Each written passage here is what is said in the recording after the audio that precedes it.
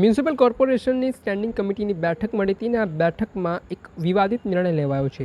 Surat corporation દ્વારા કરાયેલી છેતરપિંડીની police ફરિયાદ બાદ પણ અમદાવાદમાં શક્તિ એજન્સીને કામ સોંપવામાં આવ્યું છે. વાર્ષિક 50 કરોડનો ખર્ચ સુરક્ષાકર્મીઓ, બાઉન્સરો અને ગનમેન માટે ખર્ચવામાં આવશે. આ મામલાને લઈને આજે અમદાવાદ મ્યુનિસિપલ કોર્પોરેશનના એક તો અણઘડ વહીવટ છે, સામાન્ય જનતાને પ્રાથમિક સુવિધા આપવામાં તંત્ર નિષ્ફળ નીવડ્યું છે. છતાં પણ એ જ લોકો જ્યારે રજૂઆત કરવા માટે કચેરીએ પહોંચે ત્યારે બાઉન્સરો ખડકી દેવામાં આવે છે અને બાઉન્સરો દ્વારા પણ રીતસરની શહેરીજનો સાથે દાદાગીરી કરવામાં આવે છે અને તેના માટે પણ કોર્પોરેશન બાઉન્સરો પાછળ 50 કરોડ રૂપિયા જનતાના ટેક્સના પૈસા ખર્ચી રહી છે. આ સમગ્ર મામલાને લઈને વિપક્ષે સવાલ ઉઠાવ્યા છે. વિપક્ષે આકરા પ્રહાર કર્યા છે સત્તાપક્ષ ઉપર. લોકોની સુવિધા માટે બેસતા અધિકારીઓ વટ પાડવા બાઉન્સર રાખે છે તે પ્રકારની વાત અમદાવાદ મ્યુનિસિપલ કોર્પોરેશનના વિપક્ષ નેતા શહેજાદ ખાન પઠાણ કરી રહ્યા છે. શું કહી રહ્યા છે પહેલાં તો વિપક્ષ નેતા તે સાંભળી લો. છે કે જેમાં 6 એજન્સીઓને સિક્યોરિટીને તેમણે બાઉન્સરો સાથે 60 કરોડ જેવી માતબર રકમ એ ચૂકવવામાં આવશે બાઉન્સર અને સિક્યોરિટીની પાછળ. एक तरफ देश के प्रधानमंत्री इस देश में वीआईपी कल्चर दूर करने की बात करते हैं. इस देश में वीआईपी कल्चर नेताओं का हो या अधिकारियों का हो, उसे दूर करने का बातें करते हैं.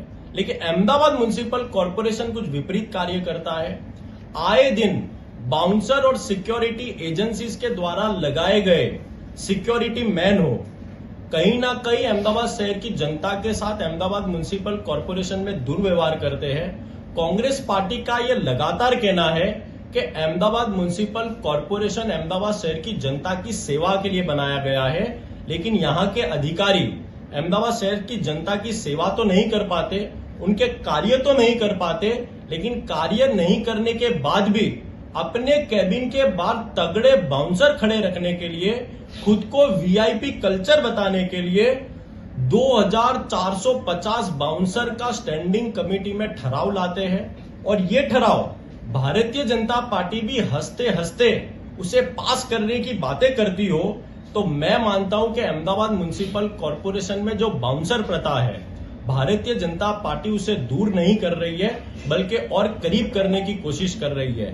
अहमदाबाद म्युनिसिपल कॉर्पोरेशन की मुख्य कचेरी में बाउंसर, मेयर ऑफिस के बाहर बाउंसर, कमिश्नर ऑफिस के बाहर बाउंसर, डेप्यूटी कमिश्नर के केबिन के बाहर बाउंसर, यहां तक के अस्पताल में भी बाउंसरों का साम्राज्य देखने को मिलता है. एसवीपी अस्पताल जहां पेशेंट से ज्यादा बाउंसर देखने मिलते हो, लेकिन फिर भी अहमदाबाद म्युनिसिपल कॉर्पोरेशन बाउंसर प्रथा बंद करने का नाम नहीं लेता.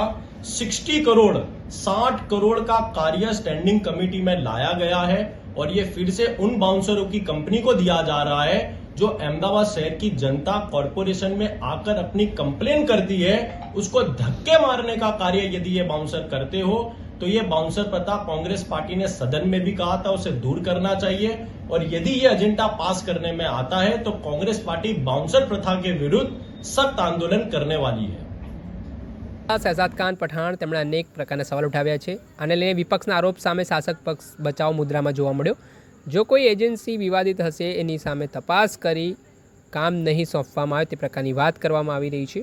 સુરતમાં થયેલી પોલીસ ફરિયાદ હાલ સબ જ્યુડિશિયલ છે. તપાસના અંતે આગળનો નિર્ણય કરાશે તે પ્રકારની વાત પણ ડેપ્યુટી કમિશનર દ્વારા કરવામાં આવી છે. આ મામલે પહેલાં શું કહી રહ્યા છે દેવાંગ દાણી તે સાંભળી લો. જે દિક્કતો છે તેની જાળવણી માટે બાઉન્સરોને લઈને આજે દરખાસ્ત આવી હતી. શું દરખાસ્ત હાલના તબક્કે શું નિર્ણય આમાં કરવામાં આવ્યો છે?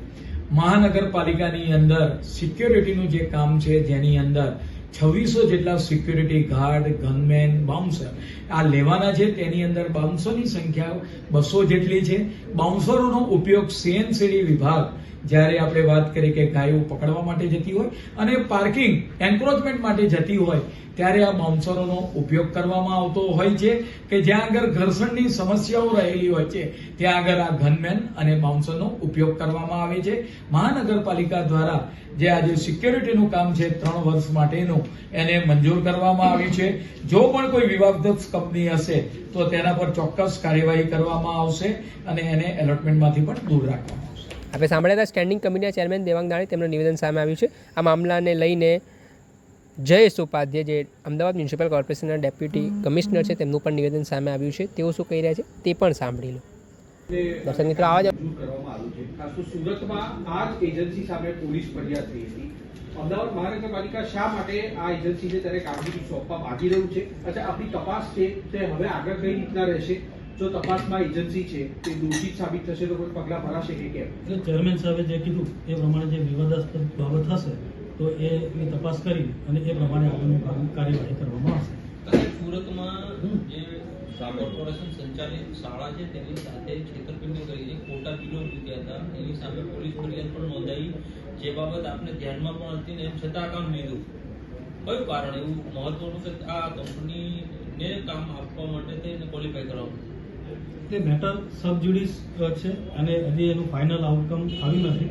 જ્યાં એના જે દોષો સાબિત થશે તો આપણે તાત્કાલિક એના પર કાર્યવાહી કરવાની થાય જ, પણ હજી સુધી એ વસ્તુ સાબિત નથી થઈ. ત્યાં સુધી આપણે આગળની પ્રોસેસ ચાલુ રાખી છે. આપણી પાસે પેલામાં સત્તા હોય જ છે કે જ્યારે પણ આપણને લાગે કે આ ખોટી વસ્તુ છે તો તાત્કાલિક એને રિમૂવ કરી શકીએ છીએ, કોઈ પણ પાર્ટી હોય છે. ત્યાં સુધી આપણે કાયદાકીય પ્રક્રિયા આગળ કરવી પડે છે. પ્રાથમિક તબક્કે તો ફરિયાદ દાખલ થઈ છે, મતલબ એટલે પ્રાથમિક તબક્કે થઈ છે. તો પછી આ કામ કેમ લીધું છે?